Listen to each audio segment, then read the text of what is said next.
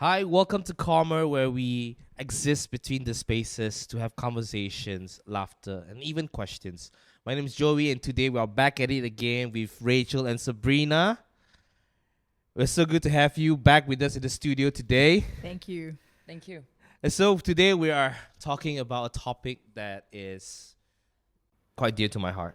We're going to be talking about healing. Okay. Not in the sense of just physical healing, but I think along life, people have gone through trauma in their life, emotional trauma, physical trauma.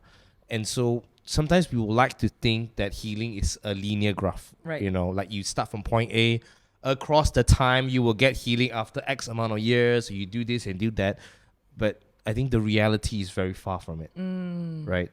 And so we're going to talk about it, whether it's in a broader perspective or in a personal sense. We're going to dive deep into it. Okay. Yep. And so we talk about emotional or trauma, whatever it is. And so one thing that I think the society and the community, not really community, but the general people, Yeah. they want to show a front that, I'm okay. I want everybody to see, kind of like our previous episode, we talked about comparison. Right. We don't want people to see the bad parts of us. Right. And so was ever a time in your life, personal life, that you felt the pressure to put on an okay front when deep inside your world's a mess? Right. So have you had that journey in your life? Yeah. I mean, being a pastor and coming on stage and doing public mass communication Yeah. every Sunday, every weekend, you'll always have to get ready to communicate to the crowd, which you can't let 100 people into your mess, right? So so there's that happens at times where, of course, there are battles inside, and good pros and cons. I think the pros of being a pastor and doing this live is that you don't have time to go into pity party, Right. So you like it or not, you gotta dig deep, right? Because it's a privilege and an honor that the Lord would continue to choose us, like almost every day is always like, thank you, Lord, that you would think of me and Yeah. choose me to be your mouthpiece. And Yeah. and before you go on, you just want to make sure that you're giving him your best. Right. Right. And if there's anything, Lord, that's not right in my heart between me and you, then so deal with it. And that really causes you to dig deep and really find the Lord in those areas and say, God, just meet me and heal me in this area. Of course, the cons is if you don't have enough time, let's say you're going back to back, and Yeah. you don't really have time, Yep. then when you get on, you really just have to push through. But honestly, I think in this last few years, I've not had to go through that too much. I think with the maturity or the length of time you are with the Lord, or you know the Lord personally, Yep.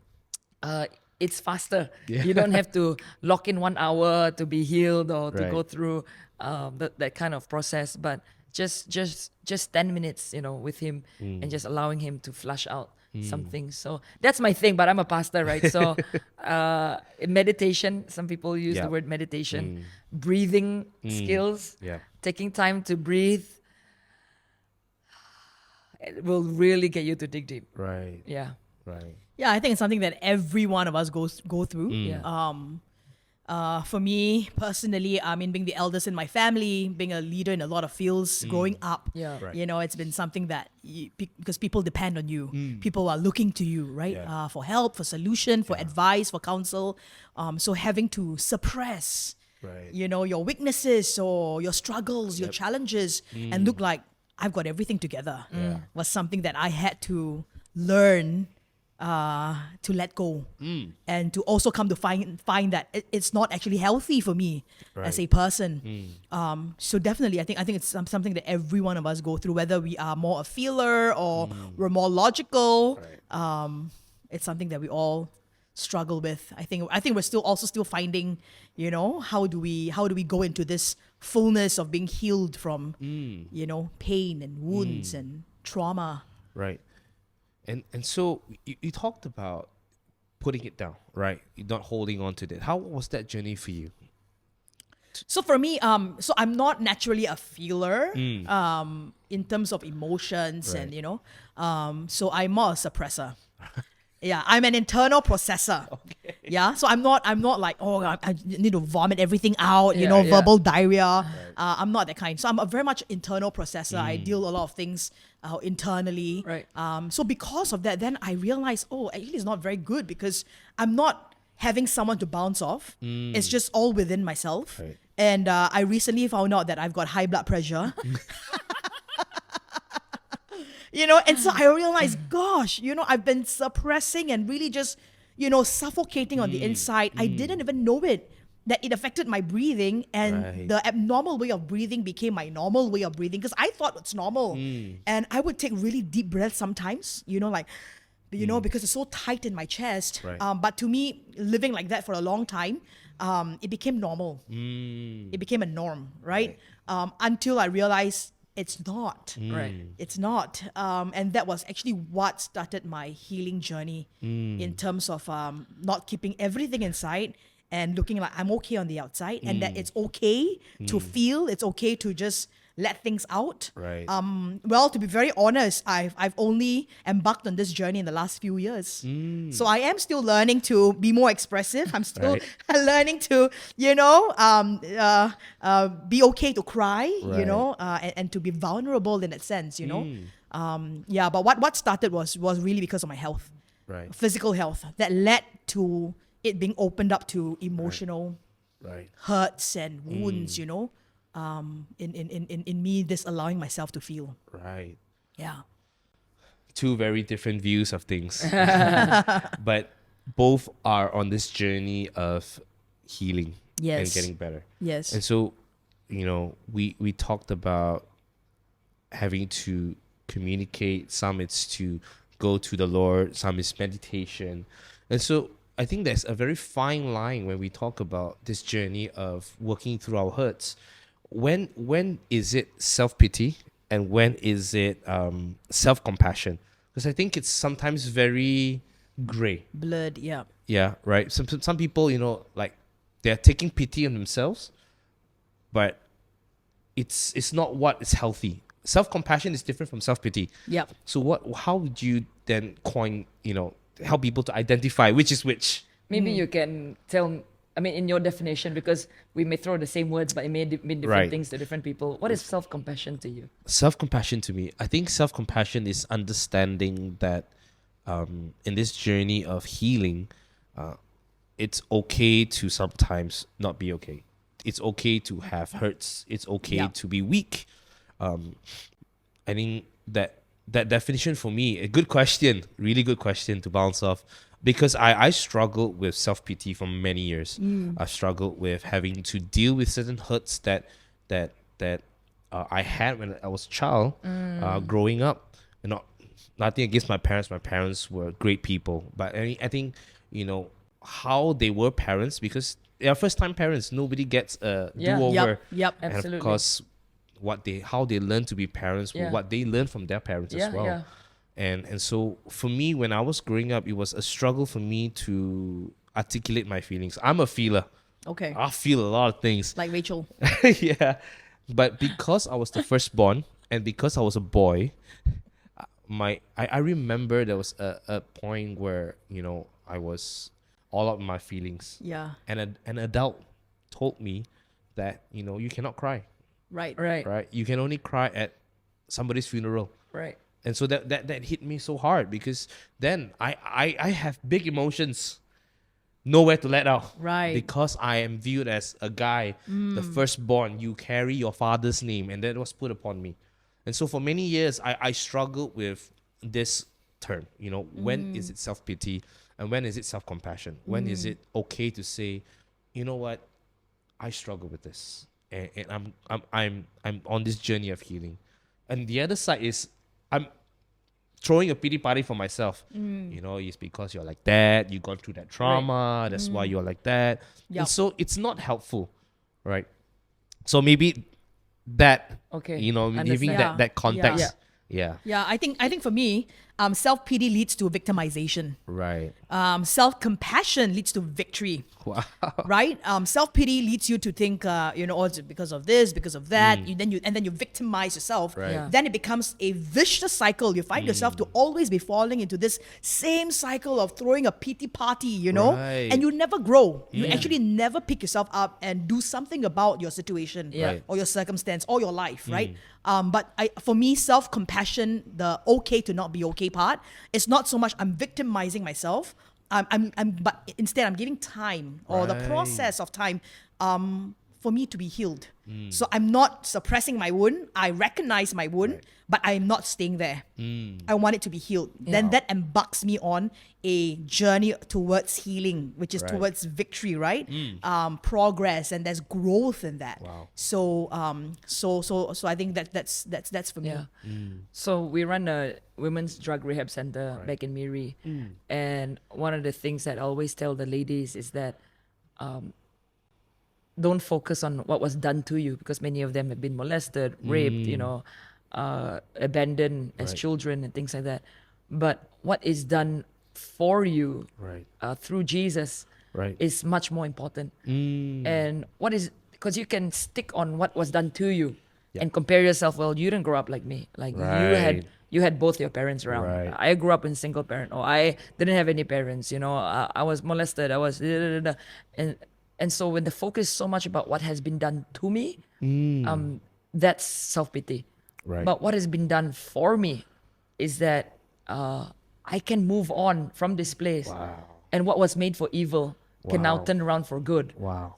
And hey, look, I've been in drug addiction too, but I didn't allow myself to stay there, Right. because what was more important was that the Lord had already paid the price for all of my weaknesses, Yeah. all of my sin, all of my shame. Right. So now I can rise up above all of those things and have compassion on myself and not be like forcefully try and perform and be better. Yep. But because of what He has done, therefore I have now the victory Yeah. to overcome. Right. Rather than I'm going to force myself to perform, to push myself through, to have victory. Right. But actually I've already I already have the victory. Right. So that's why I can get out. Not I need to get out to get victory. Right.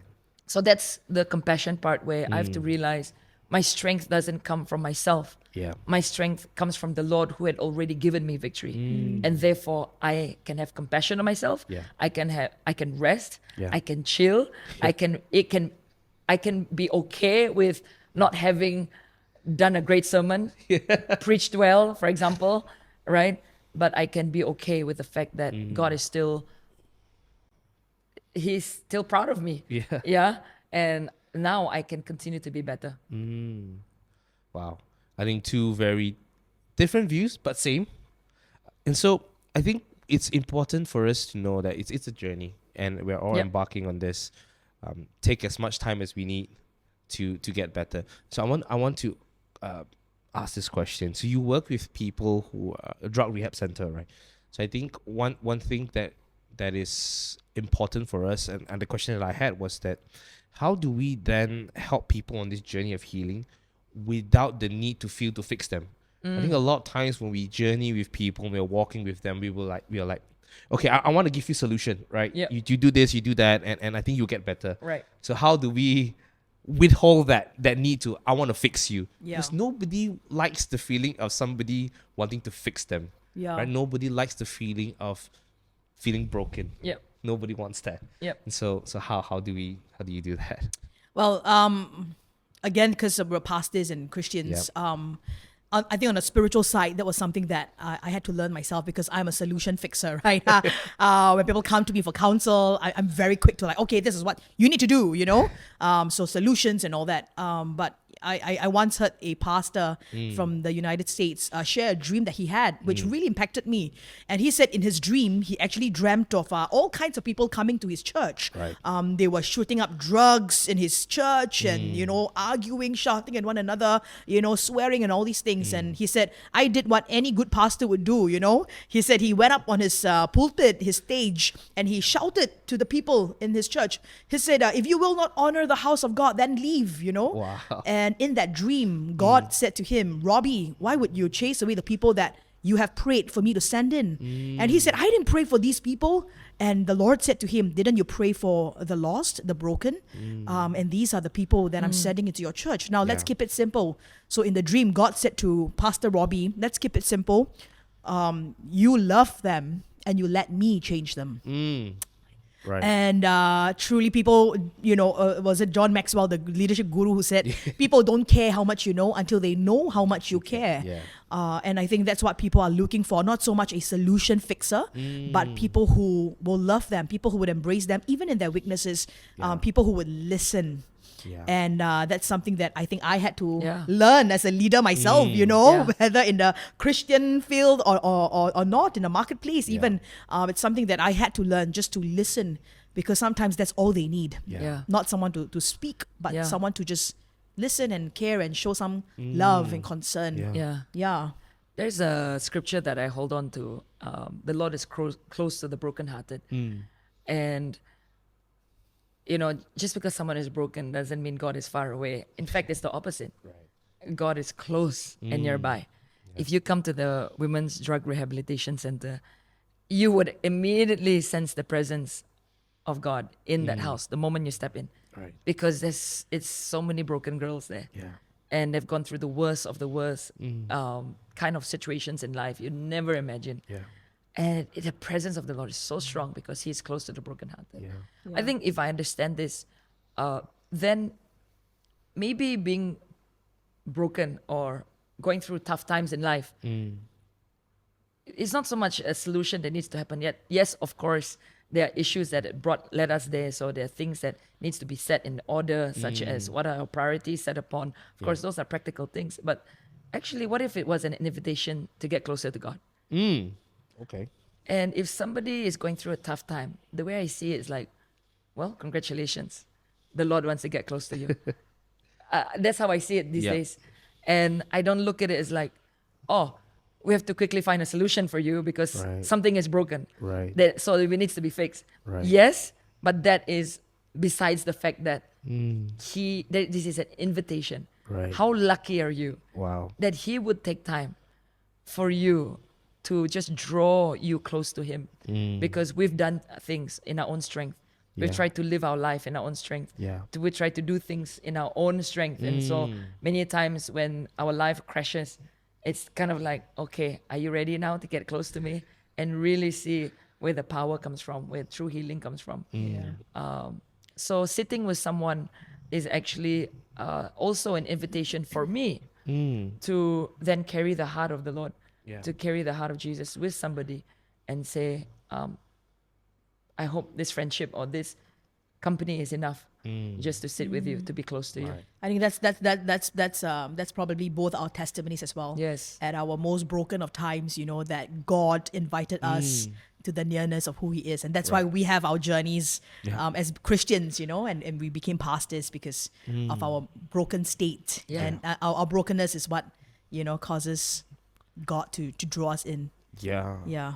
And I think that's the beautiful thing of it, where we are at our lowest state, God comes. Yes. Yeah. And sometimes He doesn't come in the form of just the spiritual sense, but also sometimes sending people as Yep. well Yes. to Absolutely. Yep. sit with us, Yep. be Yes. with us. Yep. And I had a story of a friend who told me that when he was going through depression, one thing that really helped him, it wasn't the therapy, it wasn't the medication he was on, Yeah. but it was a friend Wow. that would show up in his house Yeah. just to eat with him, Yeah. just to sit with him. I've Yeah. heard this so many times. Yes, yes. This is a very familiar testimony Yes. by so many people. Yeah.